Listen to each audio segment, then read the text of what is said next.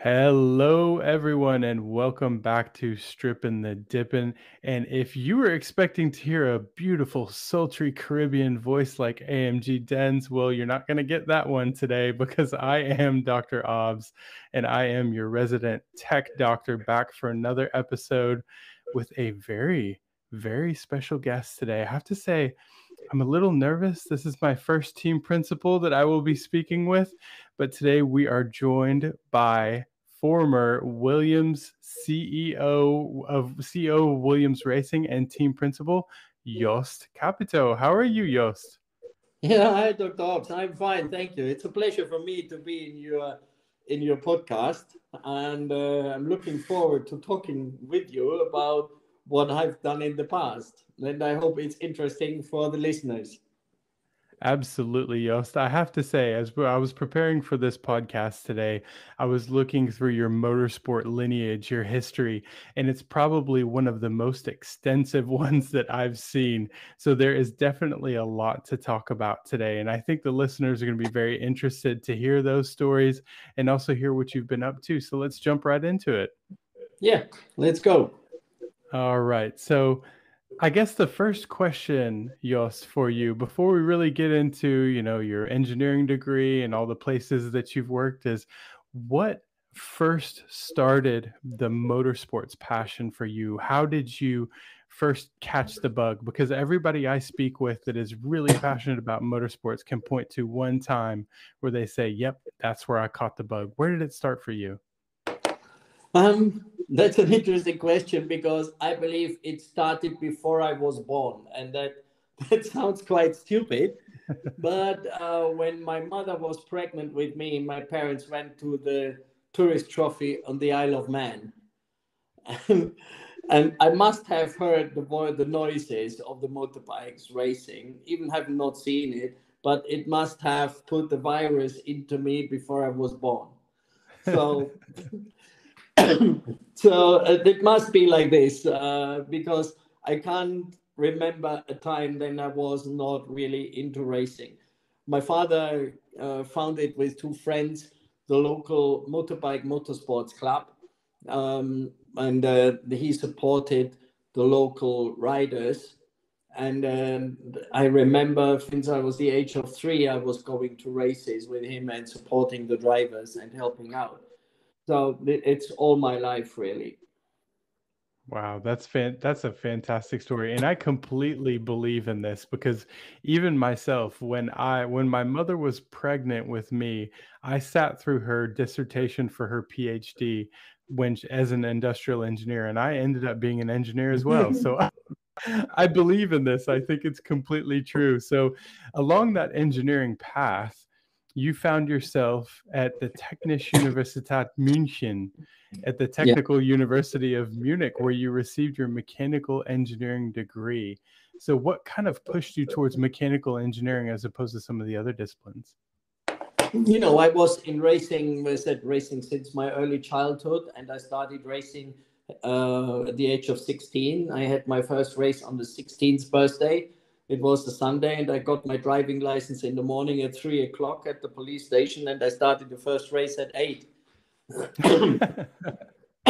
So, and then it was an motorbike enduro race. So I raced enduro and motocross. And before I went to university, I was driving for Sündab, the German motorbike company that was very active in enduro at that time. I think the company has been sold later to China, and I think they produce still motorbikes under the name of Sündab in China. And because Sündab was in Munich, that was one reason to go to Munich as I raced for them, to be close to the factory, close to the mechanics, and help to develop the bikes. And also, I was always a big fan of Paul Roscher, who was the head of engine motorsport, BMW motorsport engine development. And he was in charge of the Formula One engines, the former Formula Two engines. And I wanted to work for him. I said, this, as BMW is in Munich, I said, I have to go to Munich. And also the Technical University in Munich was I think it's still, but at that time, definitely it was one of the best technical universities in the world. And I wanted to go there, and I was lucky and happy that I could achieve that and starting studying in Munich. And that's a great segue into the next thing I wanted to ask you about. Was that I had read somewhere that you started maybe when you were in your undergrad working for BMW, as you said, and you were working in the powertrains division on the M3 and the M5s. Is that correct? Yeah, I pushed hard and tried hard to get my diploma work at BMW Motorsport. As I thought, okay, if I do a good job there, I have a chance that they employ me, and my dream to work for Paul Roche comes true. And if not, at least I have done the diploma work there, and the M engines were, say, the best engines at that time globally. And I say, if I have worked on these engines in my diploma work, I have a good chance to get a job somewhere else as well. So, and then I got the diploma work at BMW Motorsport, and it was on the gas exchange of the four-cylinder, four-valve engine that was the prototypes for the first M3 engines. And I really enjoyed that, and that was great work. I got straight into the department, could work with everybody there, and yeah, was a great step into BMW. That's great. And so would you say that your biggest area of interest when it comes to motorsports or race cars is the powertrains, is the engine side of things? Yeah, and initially it was, but then then I had to get into everything else, and I got more interested in the motorsport management and what motorsport is and what makes motorsport. And that came largely through my experience with racing the Paris Dakar in the 80s. So we did have the family team in the 80s where we raced the Paris Dakar, and I won the truck category with my father in 85. And so I've done it from 83 to 86 4 times. And when you're a small team in the Rally Paris Dakar at that time, you had to do every single job that is in racing. You had to do on your own. It was the planning, the admin, the entries, the finding the sponsors, preparing the car, and then during the race to make sure that you had the food, was navigating, was driving, was being the mechanic, being the engineer, and every single job that is in racing, you had to do yourself. I think with that, I really appreciated all the various efforts in racing. And I found that every job has to be done excellent and the best to get the best result. So if you don't really care about the food, if you are in the Rally Dakar, your body gets weak and you can't be at your best and you will not win. And if your admin isn't right, if you take and waste too much time at the borders, you will not win. If you have a problem in the car and you don't fix it immediately when you find it, you will not win the rally. And I think with that gave me the huge experience of all various jobs that are in racing, and also made me appreciate all these jobs. And that helped me largely in my career in racing. I would say to build your expertise, your experience level through Paris Dakar is really something there.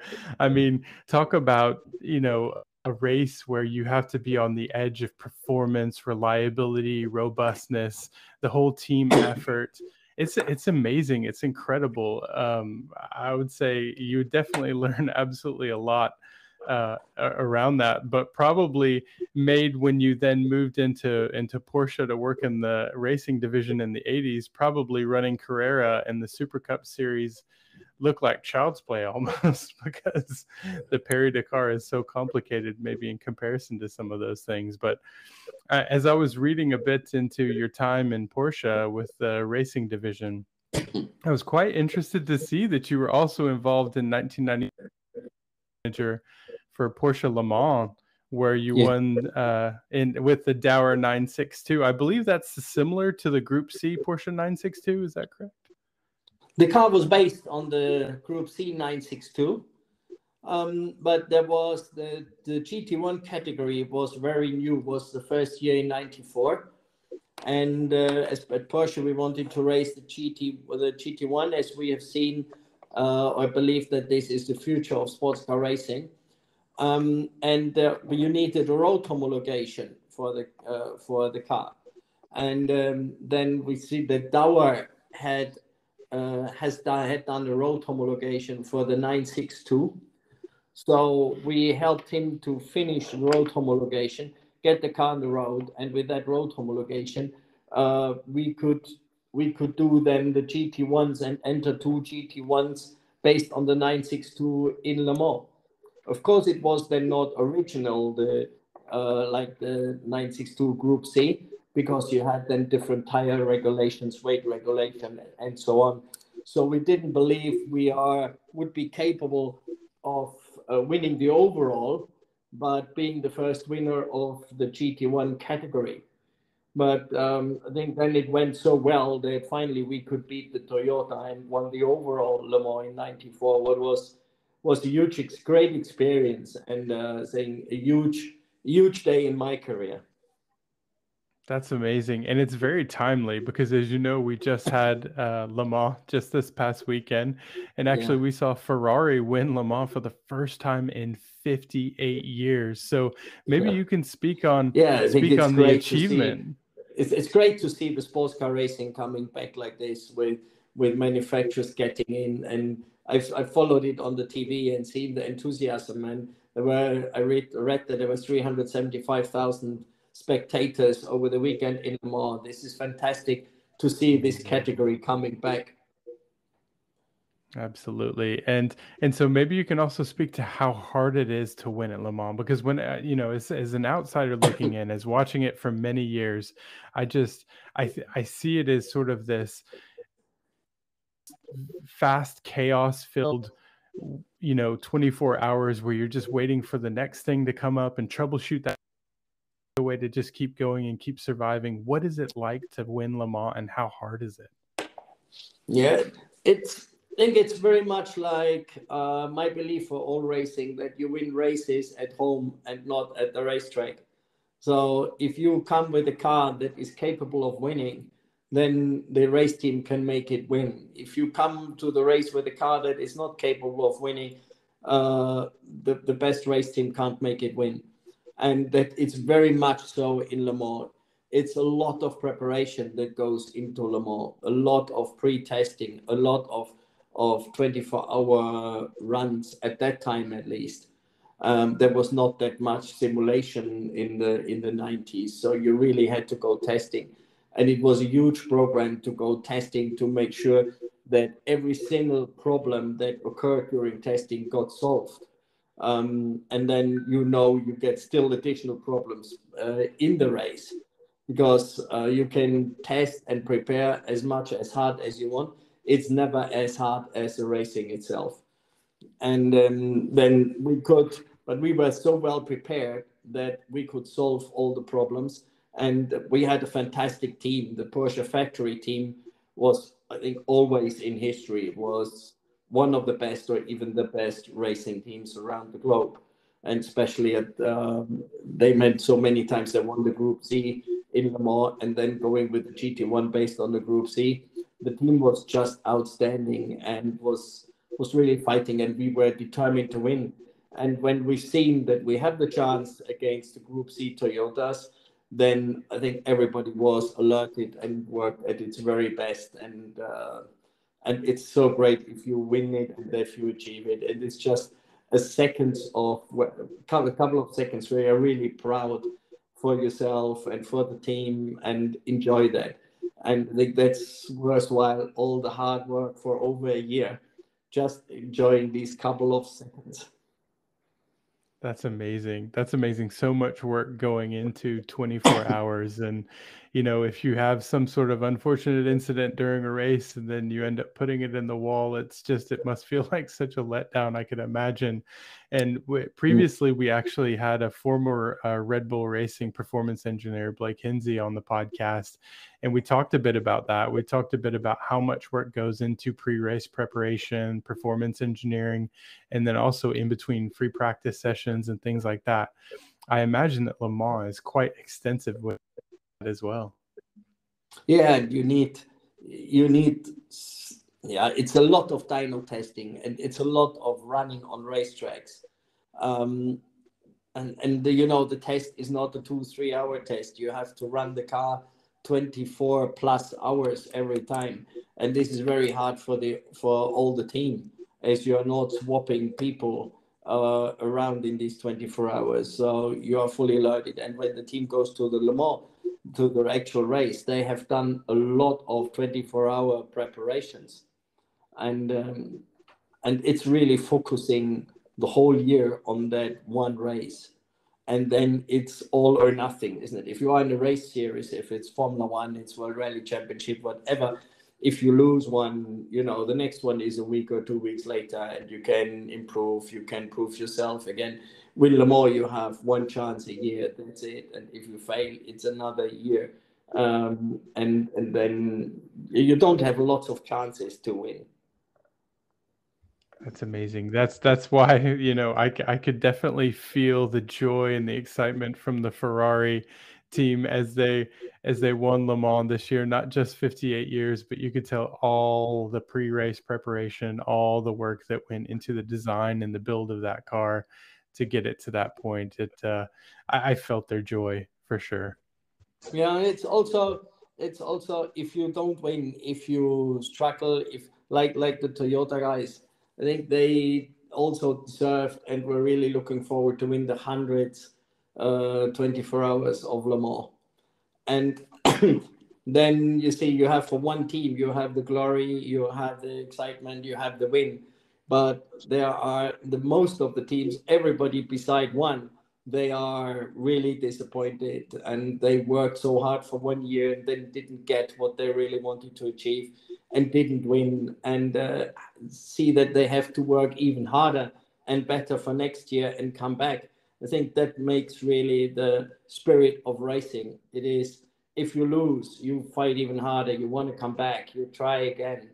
And you have to be in mind, in racing, you have more bad days than good days, and then you really have to enjoy the good days. But the hard days, they make you better, they make you work even harder, they make you more focused, and you still have to be so determined.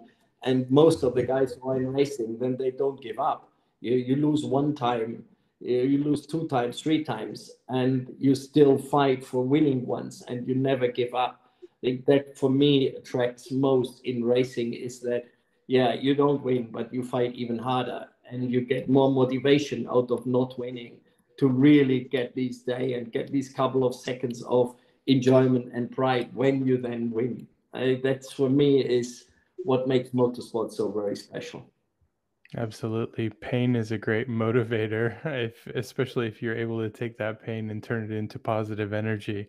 So let's fast forward a little bit to 1996. You joined Sauber, the F1 team, and from 1998 to 2001, you were the COO of RedBull Sauber. So just maybe for some of our listeners who aren't brushed up on their history, RedBull Sauber started in 95 with Dietrich Mateschitz throwing his hat into the Formula One ring, and you can really see how far Red Bull has come, right? From that time when they were just a sponsor, to then in 2004 being a full racing team after the purchase of the Jaguar racing team. And unfortunately, last year we lost Dietrich, and it was a very sad time, I think, for all of motorsports. Across the different disciplines, he had such an impact, and I'm sure you probably had some interactions with him along. Yeah, I had quite a lot of interactions with him. It was, one of my best friends from racing motocross and enduro is Heinz Kinnegartner, the Austrian who has been motocross world champion. And he was the first motorsport guy being sponsored and partnered with Red Bull. So I had this link into Red Bull from a very early age and seen what they have done. Seeing that the good friend is supported by Red Bull and was the first guy. And then when I went to Sauber, then Red Bull bought into the team during the time I was there. I started there in 96 to build up the commercial company Red Bull Sauber Engineering that was localized just beside the Formula One team. So I had the relations with the guys there. As Max Welti, who was my boss at Porsche as a motorsport director, he went to Sauber, where he was before as well, and he convinced me to join Sauber Petronas Engineering and build up the commercial engineering department or company. And then in '98, the Formula One team, they did an external study to find out what they have to do to become more competitive in Formula One. And the result was that the team has to develop from a traditional race team into engineering and process driven engineering company. And then, as I just said, was in charge of building up the Sauber Petronas Engineering. Then they asked me if I would like to implement this process and change the team as a COO to get better performing in Formula One. And I think that was a great challenge. Yeah, and a challenge that was definitely helped out by the signing of young Iceman Kimi Räikkönen, who in 2001 helped the team to get to 4th in the constructor standings. What was it like having Kimi Räikkönen on the race team? Fiery guy. Yeah, it was. At Sauber in 2000, we were looking for, who we had to replace Alesi and who we want, and we looked into Jensen Button at that time, but he has signed at Renault at the time we were there. And Jensen's manager said that he's got a young Finn who is really good and we should look into. He gave me the name and I did some research in the magazines, and I found out that he won kart races in the wet with slick tires because the family couldn't afford wet tires. And I've seen what he followed him in his couple of Formula 3 races he had done. Was not many, was only I think 4 or 5 when talked to him. And we invited him to Hinwil. And I think from the first time I met him, looking into his eyes and seeing his determination, it was clear that we said, I want this guy to race for Sauber. And it was then quite hard to convince Peter. Peter then first offered him a test contract because he didn't have lots of experience. And he was 19 years old at that time, and he said, Peter, I'm not a test driver, I'm a race driver. If I can't race in Formula One, I prefer racing and continue in Formula Renault or Formula 3. and that was a guy who has the chance to become a test driver in Formula One just says no with the age of 19. And wow. I think all his behavior and his determination and his self-belief was so impressive that I said, okay, yeah, we go for him. And I think it was rightly so. And he did fantastic right from the beginning. From the first time he got in the car, he was extremely impressive. Yeah, I think drivers like Kimi, Max Verstappen, Lewis Hamilton, the amount of self-confidence that these drivers have in their abilities is just something it must be in their DNA, I imagine. I mean, to drive on the edge of control like they do and feel confident that you can handle anything that comes your way must just be something all the greats have, I would imagine. Yeah, they are very special characters and very special people, and so driven for success. It was really great to work with these kind of people. Is absolutely stunning. That's fantastic. So then, in 2001, you moved into a role with Ford Motor Company, and I believe I read somewhere that you were involved somewhat with the F150 Raptor and the Mustang Shelby GT500. Is that true? Yeah, that's true. Because I went to Ford of Europe, and I think Martin Leach, who was at that time the vice president for R&D in Ford of Europe, he we had to talk, and he wanted me for the job to bring back the performance models for Ford, so the STs and RS. And Martin was the former kart driver, and then because of back problem he couldn't, but he was racing against Senna, and he was really fast, and he was a motorsport guy, so we were on the same, had the same spirit, had the same thoughts, the same ideas, and very quickly we became friends as well and worked so well together at Ford. And we created the ST models, the Focus RS, and then after that, again, he made me, in addition, the motorsport director for Ford of Europe. Before, when we had huge success in WRC, where we won the manufacturers championship 2006 and 7, and it was also winning it after 27 years for Ford again in 2006. And then the next step in Ford was going to the US and become the global head of the global performance vehicles. And that then included all the STs and RS models that were based in Europe, but also the vehicles that were developed at SVT. So at that time was the stage to finally develop the F150 Raptor, and also the Mustang Shelby GT500 that it's always developed with SVT, and what it's now Ford Performance. So that was really a great time. I would imagine. I am actually a Ford fan. At some point in my life, when I was a young kid tinkering with cars, I had a '96 Mustang Cobra SVT, and that was definitely Oh, fun nice. to drive around. It was Nice. probably a little too fast for the age that I was, definitely, but I enjoyed it immensely. So as we know, in the news, there's recently Ford is joining with Red Bull for 2026. Red Bull will be developing their own engine, but they'll have a relationship. Hopefully, it's more than just a monetary relationship. I believe Ford is going to be bringing some technology from the electric vehicle side potentially into the hybrid systems. What are your thoughts on that partnership between Ford and Red Bull for 2026? I think that's fantastic, isn't it? It's a great opportunity for Ford. And when I was in the US, I worked with Jim Farley. He was vice president for marketing and sales, and I was director SVT. So we had quite some interaction. And I was also in charge of global motorsport business development for Ford. And there I worked closely with Jim as well. So knowing him from there, I could imagine that he picks up that opportunity, as this is a brilliant opportunity for Ford to get back in Formula One.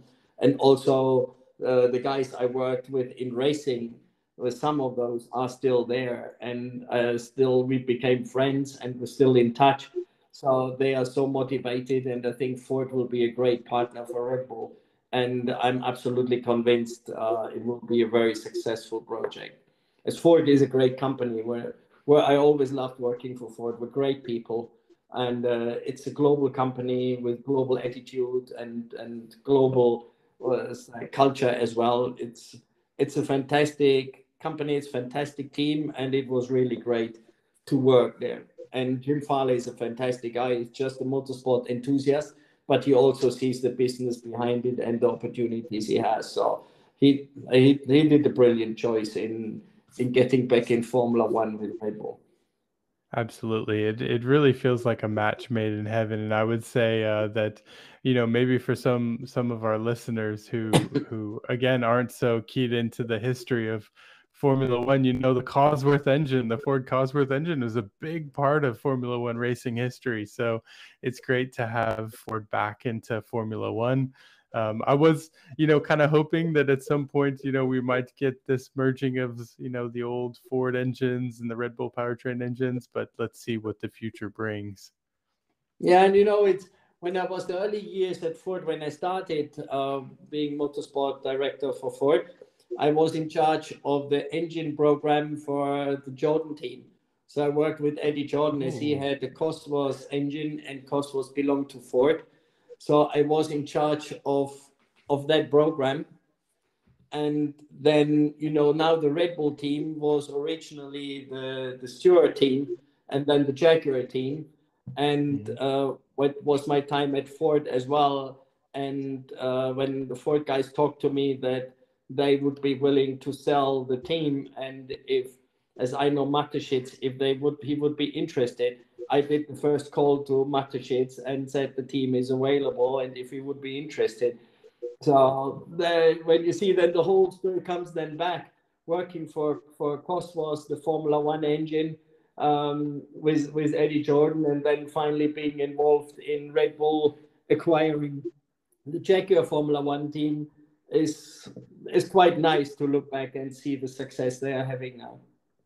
Wow, yes, I did not know that story. That's incredible. I myself am a Red Bull Racing fan, so I can say that I got a chance to talk to someone who actually was one of the ones to get the Red Bull Racing team on the radar for Dietrich Mateschitz from Jaguar side. That's really a fantastic story. Wow. Yeah, So it yeah, so was interesting times, and to see that it works then out in that way is just very very nice to see. Even if in the later I've been the competitor to them, but it's still you know to being a competitor you have to respect your competitors and you can be friend with your competitors. But when then the flag drops, then you are fighting and you want to beat them, but you still can be friends. And I think this is the attitude you have to have in racing. absolutely. Yeah, and you mentioned previously about your time with Volkswagen with World Rally Cross. So this is a great chance for us to step into that phase of your career. So from 2012 to 2016, you led 3 World Rally Championships during those Four. those 4 years. Four, Yeah, it was four. Oh four. wow, I Yeah. apologies. No problem. So yeah, so for some of our listeners who maybe, most of our listeners are into Formula One, but I think World Rallycross is something that is just fast. Really, if you're into motorsports, I mean, to see the amount of skill that the drivers have, and as an engineer, to think about the amount of engineering that goes into a car like that to be able to handle a multitude of different racing conditions, environments, but also be robust enough to survive an entire race distance as well as perform at a high level. What goes into being a world champion rallycross team? I mean, what does it take to get there? Yeah, we're talking about World Rally, not Rallycross. Rallycross is different. And we can come to Rallycross because I've been involved in that as well right from the beginning. But for rallying, the Rally World Championship is when I was at Volkswagen and at Ford, it was 12 to 14 rallies a year all over the world. And the rallies take a week. You have first the recce, so the drivers can on the Tuesday, Wednesday, they can drive through the stages where the time is counting and taken. You can drive twice through that. So to learn the stages, and the co-drivers write down their notebook, their road book, and and then it's a 3 day rally. It starts Friday, Saturday, Sunday mornings around 6 o'clock and finishes around midnight every day, and Sunday in the afternoon. So, and this is action packed from nearly 24/7 for 3 to 5 days. And it's not like you have an hour practice and then finally you have the race in 2 hours. You have a race over 3 days where you have to be alerted, work on the car. The mechanics have only a certain time to work on the car, and the mechanics are really a part of the competition. And we could change the gearbox in less than 11 minutes on that car in service. Wow. Wow. And the car has to be designed for that. The mechanics have to practice it because that can be winning or losing a rally. And the the spectators can come into the service park and get very close to the cars. And when the mechanics finish everything in time and don't get a penalty, then they get standing ovations by the spectators. And that makes the mechanics the stars in rallying, because they are part of the competition. And they have to do a brilliant job being extremely fast and being extremely determined to succeed in rallying. And that gives also a very close relationship with the mechanics, the engineers, and the drivers. So it's for me, this is the most exciting motorsport. It sounds very exciting. And as an engineer myself, it's fascinating to think about all the things that have to go into a design to make sure that it's not only, you know, as we talked about, reliable, but you can actually disassemble and reassemble it quite quickly. There's a lot of engineering that goes into something like that. So that's really fascinating. And everybody interested in racing and motorsport, I would recommend go and watch a World Rally Championship event for a weekend and get this experience. Go out on the stages in the forest, watch the cars driving, then go in the service park, see the work. And it's a 3-day experience that I really would recommend every motorsport enthusiast to go and see. I actually remember when I was living in Germany, there was some broadcasts, I believe it was of rallying, where they were doing courses through these small German villages, it seemed like, and maybe Dutch villages as well. It seemed quite interesting to me. Yeah, no, it's the German rally in the rally that has been in the World Rally Championship was around Trier, so in the southwest, and went mainly through the vineyards. And it was amazing to see the cars racing through the vineyards. It was just unbelievable. That's incredible. So then, after your time with Volkswagen, you went for a short period of time to McLaren Racing, and you got to work for Ron Dennis. And Ron Dennis is, is someone that's incredibly well known. Different opinions over his demeanor over the course of his career, but the one thing that cannot be stated enough was his role in the growth of McLaren, not only the portfolio of in their regular automobile line, but also obviously in the Formula One team. And the success that he had just from, I believe it was from when he started to then in 4 years, from 1980 to 2009, becoming a top tier team. What is it about Ron Dennis? I imagine you got a chance to really know him and speak to him quite a bit. What makes him so special? What is it about a great leader to turn around a team like McLaren? Yeah, when I got approached from for the CEO job at Williams, then of course at first I couldn't really believe it. That was so far out what I could ever imagine. And I've been a McLaren fan since I was a child, and I admired Ron. And for Ron approaching me personally and want me as the CEO to run his team was something I needed a couple of days to sink in that this is really true. And then we had the discussions, and I met him a couple of times, and it took quite a while to discuss. As you can imagine with Ron, he wants to know all the details. He wants to be 100% sure that he gets the right person to run his team or for any job. And we created a really good relationship. And as I admired him I've seen he is very focused, very detailed, and very determined.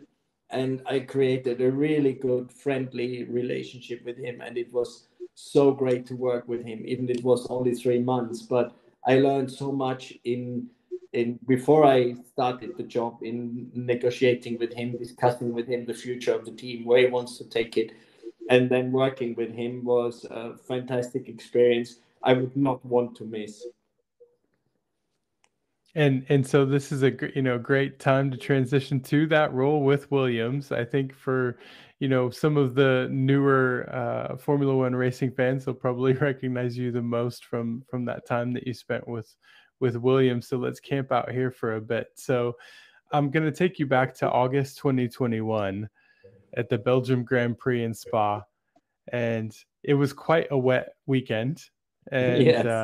and qualifying was very interesting. I remember from Q1 to Q2, just so many teams and on the intermediate tires, and I believe even in Q3 at one point, people were on the full wets at one point, but George Russell was on it the whole time through qualifying Q1, Q2, Q3. I mean, this wasn't some sort of a, fluke Q3 incident. He was in the top 10 through Q1, Q2, and then in Q3, he's P2 and only beat out at the very last run as it hit zeros by Max Verstappen. And then as we go on to the race, again, a rain-soaked Sunday, a couple laps behind the safety car, and what was that like for the team? What was that experience like that weekend?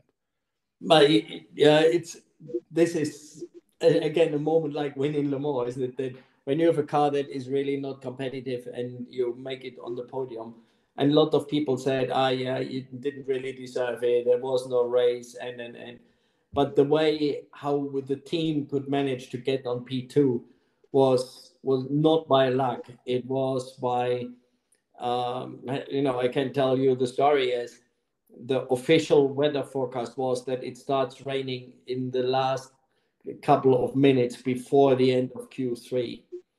And our weather information that I really trusted was that it will start a minute or two after Q3. So if you believe the rain starts before the end of the qualifying, you go out with quite a high amount of fuel. You go do a fast lap, a slow lap again, prepare for another fast lap, because the track gets faster and faster until it really starts to rain. But with that strategy, if you believe it starts raining before the end of the qualifying, you have to do this. But, the tires get slightly slower from lap to lap. The fuel gets lighter, but the car gets hotter, and you can't prepare the car for the ultimate lap. And as we believe in our weather forecast that it will rain just after Q3, we stayed in the garage, and people said, we got messages, are you stupid? Everybody's out, you're in the garage. And then we prepared really for this final lap, believing that it will not rain according to the data we had. And then we could go out, prepare the tires rightly for one lap, having the lowest amount of fuel, the car being perfectly prepared. And that made George being focused on that lap, and he did an outstanding job as well, getting the P2 in qualifying. And I think this strategy, this how the team believed in the data we had, this commitment that everybody gave in that fast and this last lap really made us deserve the podium. And then the podium for the team was like something we've never expected, and it really welded the team again so much together that was a big part of building the future for Williams to be successful again. Absolutely. And I know a few who work or have worked for Williams in the past, and something that they've all told me is that feeling like it's a family. And you can't help but think back to Frank and everything that he instilled. And I know the Williams family is not involved like they used to be in the past, but you have to think that kind of that feeling of family and it's great to hear you speak about that, Jost, from that weekend, because you could see it, you could see it on everybody's faces as you all celebrated, that it really meant something and that everybody came together. And it's fascinating to understand how that happened. I did not know that story, but that really is, a stroke of genius by the team there. That's fascinating. And that is where I say the family feeling within Williams is still there, and the spirit of Frank is still within the team. And that's what was also for the new owners. And for me, it was very important that the name is not changing. Yeah, I believe the name should never change. And it keeps Frank's spirit, and the spirit keeps the team together as well. And everybody working at Williams is still very proud to work for Williams. And many say still we work for Frank. And you feel his spirit everywhere in the company. And this makes the team very, very special. Absolutely. So let's talk a little bit about George Russell as well. You mentioned his lap and the job that he did there in Q3. I watched that on board many times after it happened, and he was on the edge of control. But George Russell is someone that when he had that coming together with Valtteri as well, I think I saw that fire in him after that. But now George is he left Williams while you were with the team there, and he went to Mercedes. What kind of driver is George Russell? What is Mercedes getting in George Russell? And people say he can be a future world champion. What could make him? Yeah, I believe he will be future world champion and multiple world champion. I'm fully convinced. First, he is a fantastic character. He is very smart. He is very determined. He is a team builder. He can motivate the team. He can work with the team. He listens, but he also is forcing if he wants something. He's very outspoken, and his driving capabilities are absolutely fantastic. And you see that in Spa, where he can always get another 1, 2, or 3 tenths out if what the car can't give, really. Yeah, let's say the car can do this lap time, he can get the lap out that is faster than the lap time the car is capable of delivering. And special there where you see this is the one lap, we took the risk on the weather because we believed in it, and he knew this is his chance. The pressure for him is really, really high there. And what I've seen with George, that he gets better and better the higher the pressure gets. I think this is what really makes an excellent race driver, that the pressure makes him getting better and not weaker. And he really enjoys that pressure and then delivering.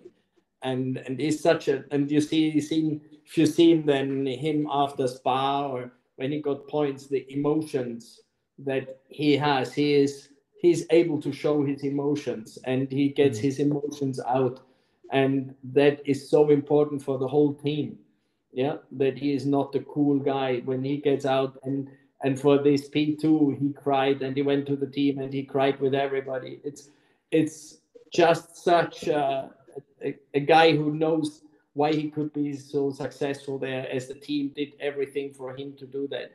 And he gets the team behind him. Everybody in the team wants him to be successful. And, the mechanics, the engineers, they don't work for the team principle, or I say they officially work for, but they don't give everything or more than 100% for the team principle or for a CEO or whatever. They only give it if they love the driver and want to give it for the driver, because the driver can show the performance on the track.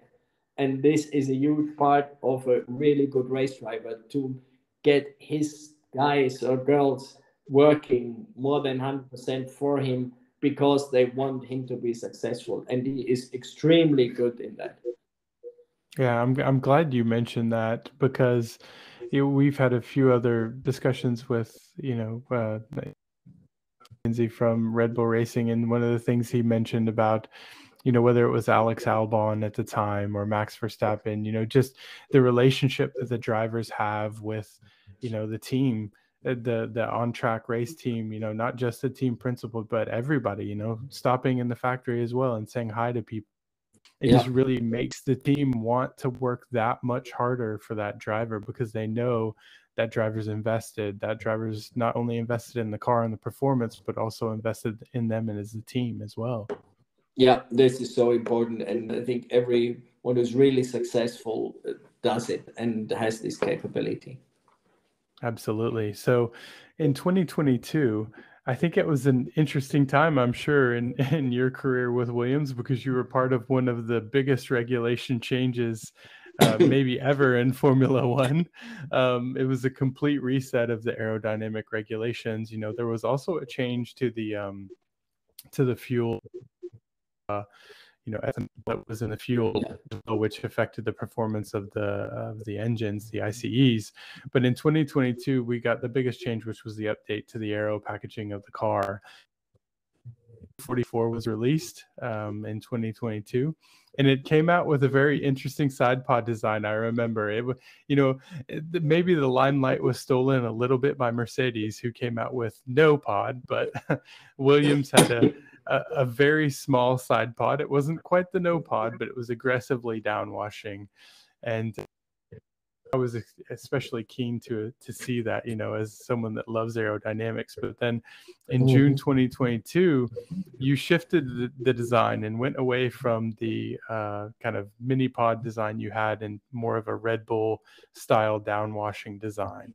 And people have talked quite a bit, whether it was Aston Martin, and they made their move and their change to kind of the downwashing design, which they then adopted further or developed further. But people talk about copying designs, and I really don't like to refer to it as that. I talk about design convergence, because I think this is a natural part of performance engineering. But how do you assess a design? When you see different designs on the grid, you see different things that other teams are doing. How do you assess what could work, what you want to try, and what elements you might want to put in the car? That's an interesting question. And as we talked before, you're an expert in fluid dynamics. and I studied fluid dynamics during my engineering degree, so I know a bit about it, and think the phase to decide which strategy and which concept you go with a complete new regulation is really exciting. You got again the opportunity to get downforce through the floor. What was the idea of the regulation? To get less downforce through the rear wings, make the rear wing smaller, so that the dirty air is behind the car is not that bad, that it makes it possible again for cars to follow each other closely and improve overtaking. But then you have to evaluate and do a lot of CFD work and wind tunnel work with different concepts. So what gives you the best package? Is the best package to focus on the floor and to get the maximum downforce through the floor? Or do you still focus to get the maximum downforce through focusing on the rear wing, or everything in the middle? And when we've seen, it was really exciting to see the different solutions that came out in 22 with no team knowing what any of the other teams is doing. And that is quite so. Nobody knew anything about the other team, and then coming with different solutions that are still very close in competitiveness.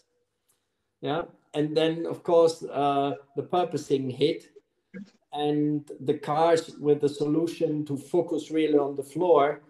Then you have to have very low ride height, and like we couldn't run the ride height on the tracks that would have maximized the performance of the car, because then you got into that purposing, and I think that was other teams as well. And then when I think it's copying is the wrong word, it is part of the competition that you watch what competition is doing, and you have to assess when say there is a car like the Red Bull is that overperforming over the others. You have to analyze and try to get the maximum information through photos and to analyze what it means. But it's not just, and you understand that the aerodynamics is so complex on the car. As long as you don't have the full car and everything and the understanding and the know-how why it works, then you just can't copy. And you have to understand, if you do change to the car, you have to understand what it means and how this change works with all your other aerodynamic means you have on the car. And there are more than 250. So it's not copying. You can see there is a different concept, but then even to change the concept is a very tricky and difficult situation, what you see with Mercedes as well. Because if you start with the concept and change the concept, you start very much from scratch. And where the other team who has that concept is already 2 or 3 years into that and understands it fully. So then to copy or go with change the concept and to get then as competitive as the team who ran with that concept right from the beginning and evolved it already a lot is an unbelievable difficult task. Yeah, Jost, I'm glad you said it, because I've been saying this for for some weeks now, especially after Monaco, where we had really a veritable buffet of floor images that we got to see, which, as you mentioned, you know, the bulk of the downforce is coming from the floors, and the floors are your IP, you know, and you want to protect that at all costs. And in Monaco, the marshals were gracious enough to lift every car up in the air so we could see all of the floors. And we got a chance to see the RB19 floor. And in 2022, we also got to see, after Checo put it in the wall, we got to see their floor. And something that people have been talking about is, well, why can't you just take, you know, the Red Bull floor and put it on the Williams, for instance? And it's just as you said, Jost. The car is it's a veritable symphony, and there are notes and there are tempos of the aerodynamics from front to back, the front wing setting up the flow for the rest of the car, which then cascades over the side pod to the rear end of the car, where you're generating downforce and extracting, you know, power from the floor itself. You simply cannot take one aspect of a team's car and just strap it on and then all of a sudden be fast, you know. Okay, so I'm so happy to hear you say that, because I've been saying that for some weeks now, and I get very excited when we dynamics. Yeah, that's why the teams are not too worried about that. The other teams see the floor. Of course, they try to avoid that, but just seeing the floor doesn't give you the performance. You have to understand the whole system of the car, and that makes it so difficult, but also so exciting. Yeah. And it's Absolutely. Exactly as you said.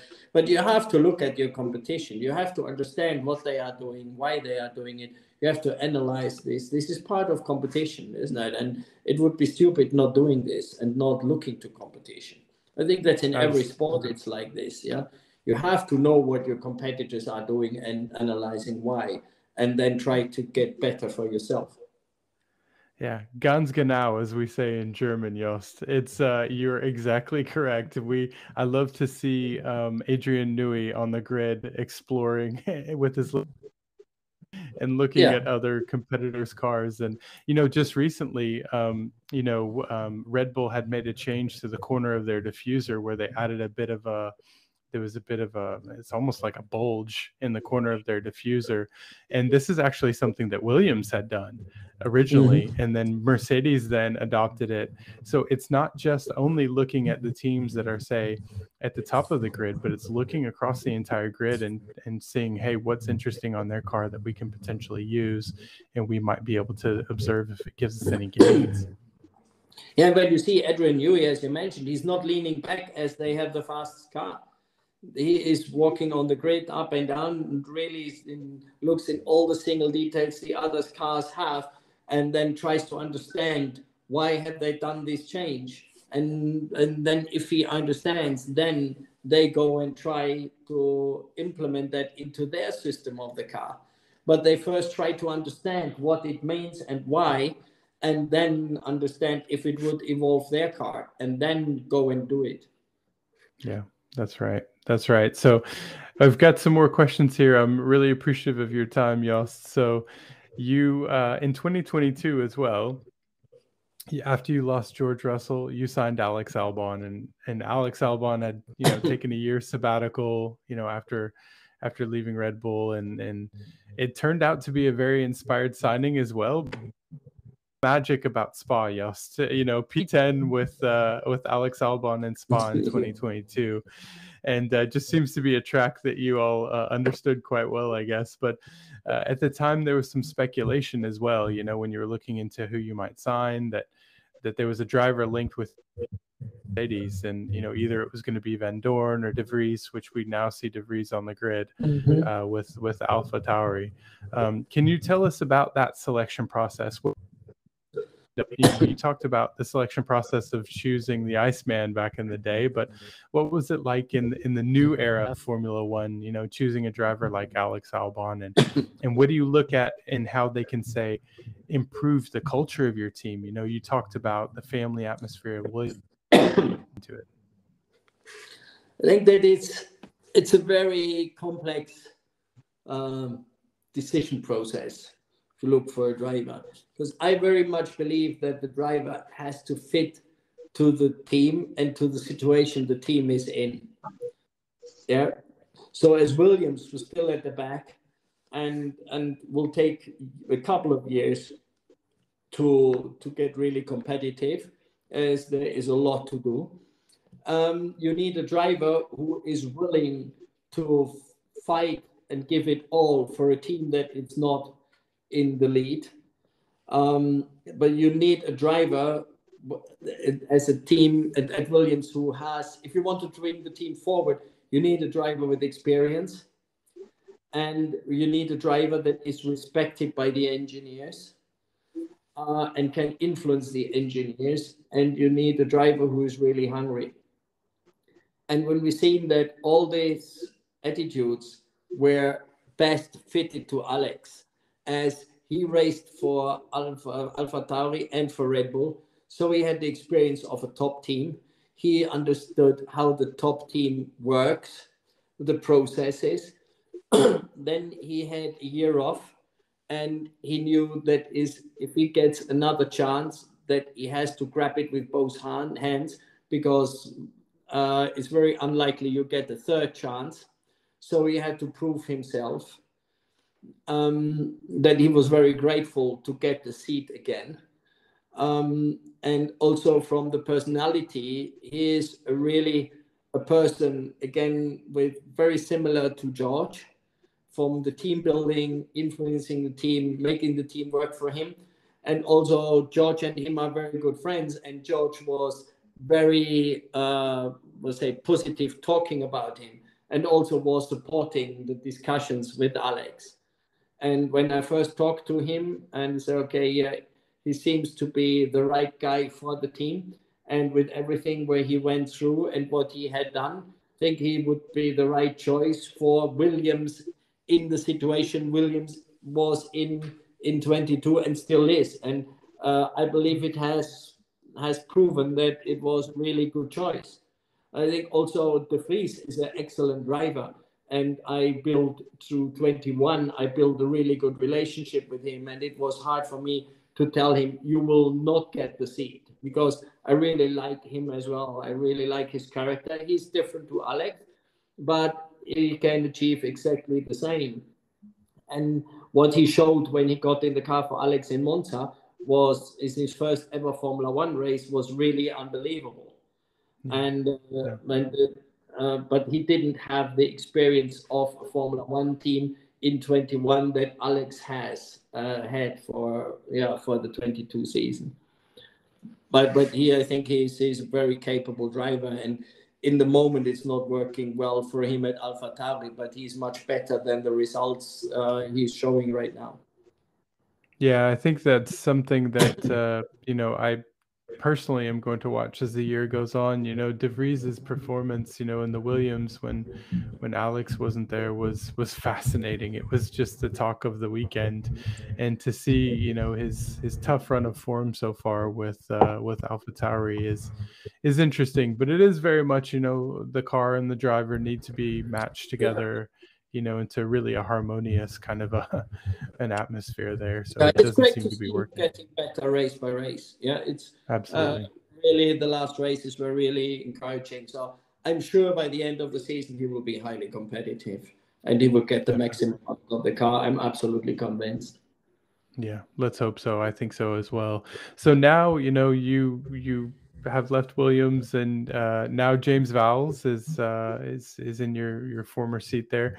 Did you have a chance to get to know James a little bit before you left, and what sort of a challenge is ahead of James as he looks to bring Williams back to the front? No, the last 2 years, and when I was at Williams, as being the engine customer for Mercedes, of course, I had lots of discussions nearly every race with James, and we really liked working with each other and having discussions about also strategies, about the future of Formula One and so on. So he's a really capable guy. It's very intelligent, and I believe he's the right choice to be team principal for Williams. As I wanted to do that for 2 years, and then said, okay, when the base is laid, then we need younger people who stay there for a long time and can then build on the bases. As it's always very difficult to start and put the base in place. That can go wrong. And if you put a young guy in there, then it can really damage and hurt his career. And that's what I also didn't want. This is why I said, okay, I go for 2 years, do the base, and then a young guy can take over and can learn from that.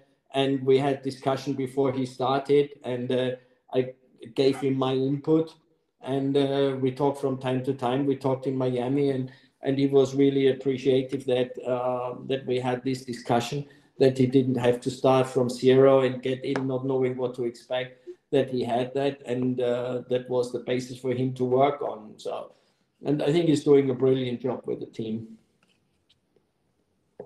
Yeah, that's a really great story as well. I didn't know the background to how that developed over the course of those 2 years that you were at Williams. But I, am quite impressed with James, from his time, with Mercedes, but also obviously, and just the things that he's saying and the way that he's not only engaging with the fans and being very open and communicative as well as to where they are and what they're planning to do. But it seems like he's a dynamic leader as well, which is, and I can obviously tell yourself, Jost, that you both are sort of cut from that same cloth.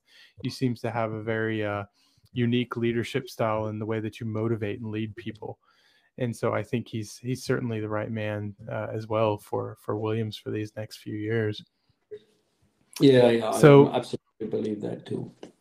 Yeah. So now moving into last few questions. These are more general F1 related questions, and I'm ready to dive aerodynamic weeds with you a little bit, Jost. So, we talked about the aero regulations from 2022, and this year there's been some discussions about this dirty downforce and the things that or that maybe it's the wake is starting to grow a bit, and some drivers are complaining that it's getting harder to follow again. Mm-hmm. From your time at Williams, in 2022, with the updated cars, with the ability to follow closer, in your opinion, are these aero regulations the right step forward for Formula One? Are they working?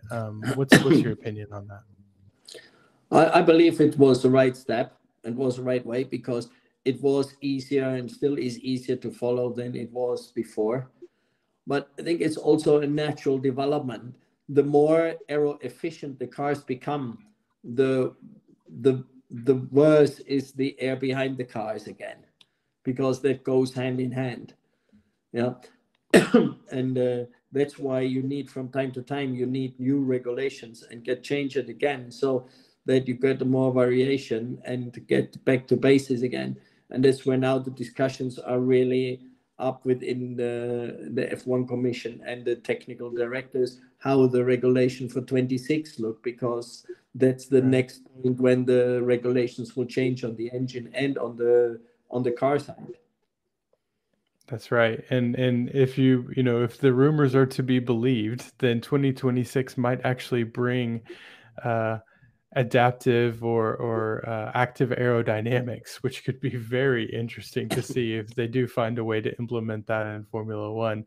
As we all know, DRS is a form of active aerodynamics, but it's a form of drag reduction, but active aerodynamics maybe help with braking or things like that is a very interesting thought as we look forward to 2026. So one of the big changes in 2021 that you were also part of was the cost cap and the implementation of the cost cap. And there's been a few up and down years of the cost cap. You know, my team Red Bull had an adventure through the cost cap era themselves. But the aim of the cost cap was really to prevent these bigger teams like Mercedes, Ferrari, Red Bull that have much bigger budgets from simply just running away from the competition in a development war. I think we've certainly seen teams have to be smarter with their updates. They have to be, we've seen a lot of modularity of design this year, which is fantastic. You see that teams are finding ways to modulate the design of the rear wings so they can change them from race to race without having to change the complete assembly and have common use components, which is really fascinating. But in your opinion, you know, it's taken some time for some of the backmarker teams to still catch up even with the cost cap. Is the cost cap working? Is there something that needs to change with the cost cap to bring the teams closer together? I think basically the cost cap was absolutely needed, and I believe Formula One would have been a huge risk in general without the cost cap, because the gap between the smaller teams and the bigger teams was getting bigger and bigger. Yeah, the cost cap puts everybody on the same maximum spending, but not every of the small teams has the budget to invest to the limit of the cost cap. So, you know, to utilize the cost cap, you have to have the money to spend up to the cost cap. And there is a discussion now, and I brought this discussion up last year. It's with the cost cap, you freeze the gap if you don't do anything else. Yeah. So if you live in a castle and the other guy is living in a hut, and then you equalize the budget, the guy still has the castle and the other guy is still in the hut. Yeah? That's true. Yeah, and if you say you can only have 3 bathrooms, the guy who has 10 goes down to 3, and the guy who has none and can't invest because there is no gap in the cost cap, he will still not have a bathroom, or he might get 1. So what I believe that there should be a list of infrastructure that a Formula One team should have, and the teams who don't have that should have the ability above the cost cap to get to this standard of facility, because otherwise you just freeze the gap. Yeah, and if you want the small teams to catch up, you have to give them the chance to catch up. Yeah, but I think that's a difficult and long discussion, as the teams who have the big infrastructure don't want the other teams to catch up, and there are also teams, even if they would have the allowance to catch up, they don't have the resources to catch up because their budgets are not that big. Right. So it's a very tricky and difficult discussion. And if it takes a while to equalize the teams through the cost cap, but to say then the cost cap is wrong would be very, very wrong, because I believe the cost cap made Formula One survive and growing. That's right. Yeah, Jost, you're right. It's much more nuanced than just the cost cap only. You know, it's something that James also talked about as well from the Williams side of things, you know, with the level of facilities and things, the upgrades that need to happen. It's also something that you see with Aston Martin, for instance, with Lawrence Stroll injecting the money that he has into that team, and they're able to now, they've got a massive new building and a wind tunnel. I think Red Bull only recently is upgrading their wind tunnel from the World War II wind tunnel they've been using for quite some time. So there is definitely an infrastructure piece there. And, you know, I also look at how some of the profits from, you know, Formula One, Liberty Media, you know, are shared across the teams. And could there be any opportunity for maybe some weighted sharing, you know, for some of the teams that don't have this opportunity, maybe to drum up some of the sponsorship and the, you know, revenue into the team have access to. potentially might be some opportunities to also fund some of the lower teams on the grid to bring up the facilities, as you mentioned. There should be a common expectation of a bare minimum of facilities, and these facilities are what's needed. That we need to find a way to make sure that the other teams have access to that. Exactly. Yeah. And that would be, and I'm sure this discussion is kicked off. The discussion is taken on now with other teams as well, and I'm sure that we'll succeed to get this, but it's not like a one meeting discussion and then it is sorted. But it's going in the right direction.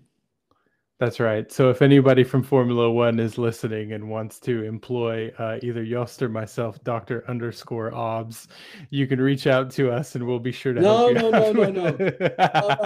I'm happy with my retirement.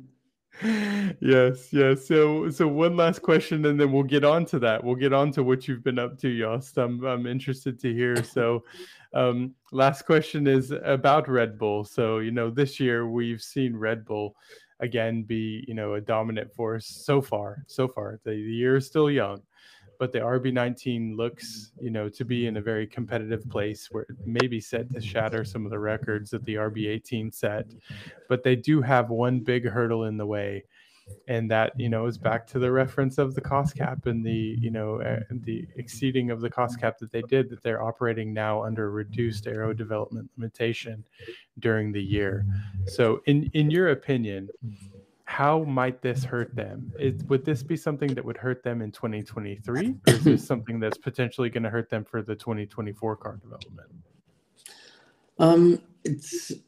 I wouldn't say hurting, because I believe they are very efficient in using the wind tunnel. And, if you say you have the wind tunnel time, it depends how you use your wind tunnel time. If you have a huge infrastructure around it, the best technology and the best measurement methods and laser cameras and all that, you can use your wind tunnel much more efficient.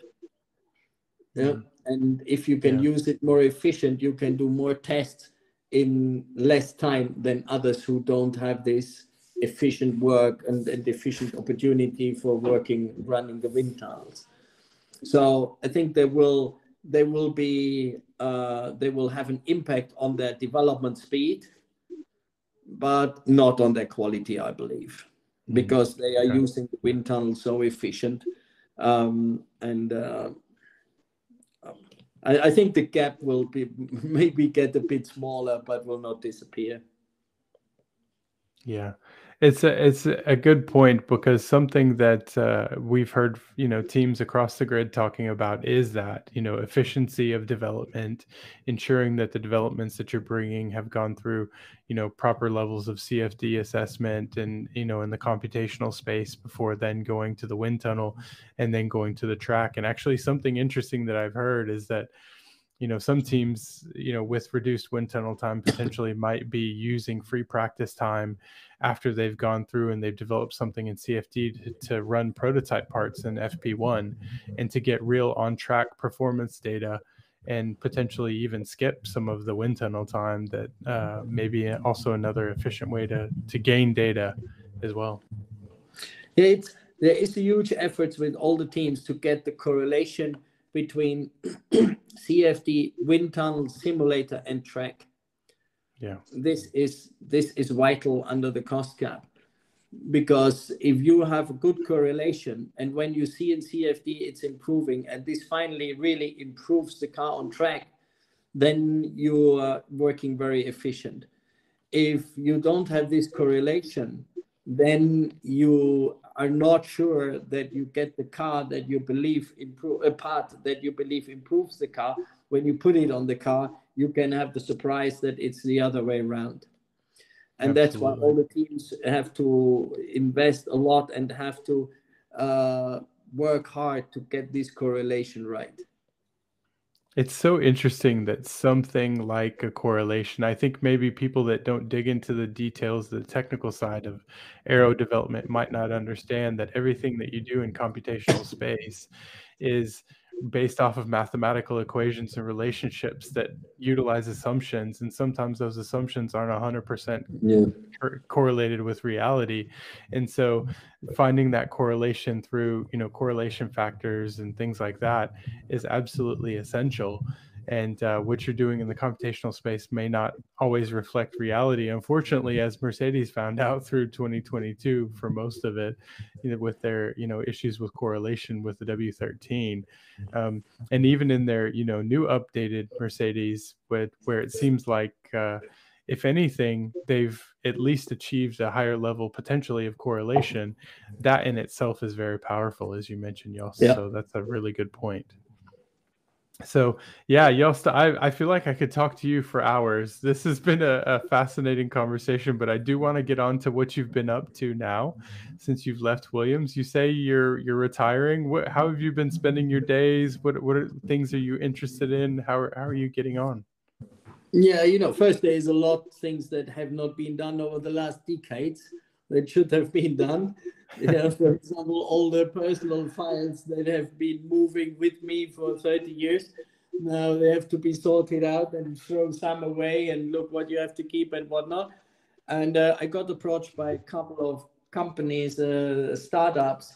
They asked me if I could support them. And it's not in racing, but it's quite interesting. One is an AI company from Australia.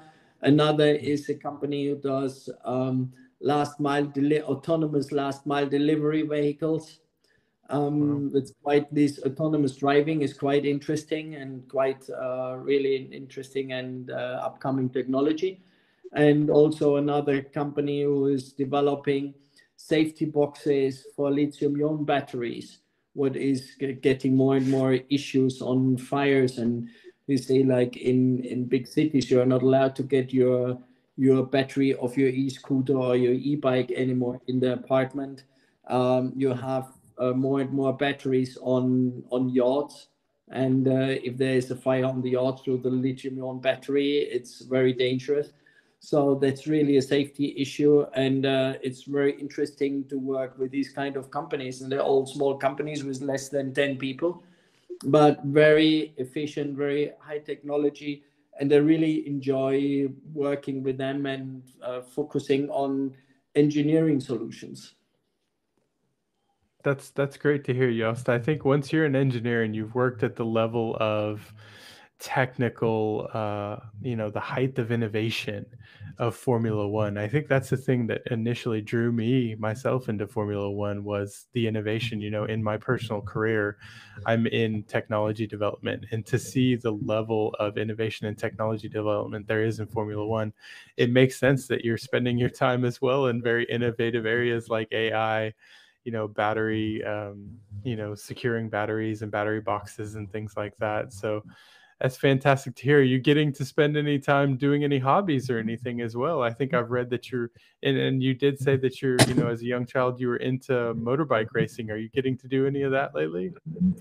Yeah, I go on the motorbikes. So I love to ride all kind of motorbikes, and now I can go on longer trips. And that's what I'm preparing for, to really enjoy the riding as long as I can. And that's great. And I also get approached by companies who want me as a keynote speaker and talking about building and maintaining high performance organizations. What is very nice as well, and to meet with people who are fascinated about how Formula One and racing in general works. And they're also interesting to see how that can impact and what are the relations to other businesses, and how other businesses can learn from the racing business in changing the culture and changing their approaches. And so it's really interesting, and it's quite a nice balance on engineering, on management style, management processes. And so it's really, really interesting. And now you can do most of it remote, like we do the podcast that you can do from all over the world. So you can combine, or I can combine these activities with traveling and riding the motorbike. So it's another perfect step for me in my career, I would say. Yeah, the company that I work for actually went and spent some time with Red Bull to learn a bit more about how they do their process, their processes for engineering, innovation, and development. So you're absolutely right. There's a lot of things that can be transferred over. And if someone wanted to get in touch with you, about speaking engagements and things like that, what's the best way that they can get in touch with you? Is it your LinkedIn page? Yeah, the best is over the LinkedIn page. If you look for my name, you'll find the LinkedIn page, and I look at the mails there I get and the messages I get, so that's the easiest. Great. Okay, Jost, I'm hoping that you get an opportunity on your motorbike to go on one of these glorious countryside long trips that they take in Germany. As living there for nearly 4 years, it is one of the most beautiful countries to drive through. And I hope you get an opportunity to do more of that. And I've really enjoyed my time with you, Jost. Thank you for being so open and, answering our questions here today and for meeting with us. And it really was a pleasure speaking with you. Yeah, thank you very much, Dr. Obbs. It was really nice to talk to you as well. And you had really good questions that get a lot out of me because it's obvious that you have a passion about it, that you have the know-how and the knowledge about Formula One and about racing. So it's always nice to talk to people who understand what the racing industry is doing. And I'm sure the listeners will enjoy this podcast. And I'm very much looking forward to feedback as well. Thank you so much, Jost. And thank you everyone for listening to Jorgy Strippin' the Dippin'. Make sure to follow, like, and subscribe for future episodes. Thank you, Jost, and everybody have a wonderful evening. I have a question to ask from Jost. Oh, yeah. Go for it. What do you think about pineapple on pizza? Yay or nay? What? Sorry? Pineapple on pizza. Ananas on pizza. I need to be in a very special mood to like it.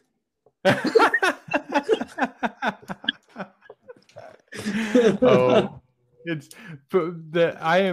2.5% Italian in me, Jorgy. The rest is Greek and Turkish. And I tell you, the 2.5% of me cringe when you talk about pineapple on pizza. Well, I'm pretty sure Denzel and F1 Black will be very happy to hear you guys saying no for pineapple on pizza.